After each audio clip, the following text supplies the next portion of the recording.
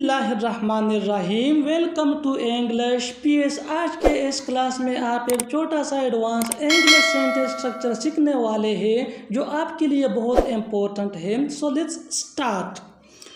वो स्कूल जा रहा था, वो स्कूल जा रहा था, मैं क्रिकेट खेल रहा था, मैं क्रिकेट खेल रहा था, हम घर जा रहे थे, हम घर जा रहे थे, वो चावल पका रही थी, मैं सो रहा था।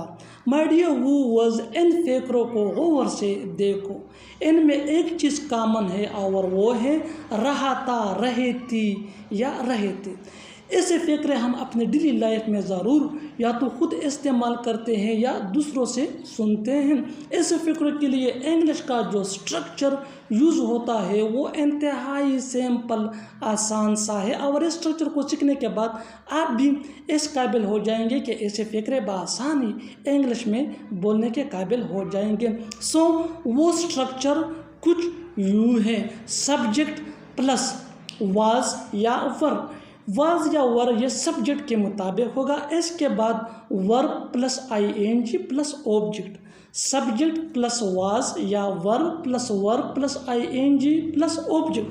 फार्मूले को अच्छी तरह समझने के लिए कुछ एग्जांपल्स लेते हैं। Let's see with the help of example for better understanding. वो स्कूल जा रहा था, वो स्कूल जा रहा था, he was going to school, he was going to school बिल्कुल स्ट्रक्चर के एन मुताबिक है। मैं घर जा रहा था, मैं घर जा रहा था, I was going home, I was going home बिल्कुल स्ट्रक्चर के एन मुताबिक है।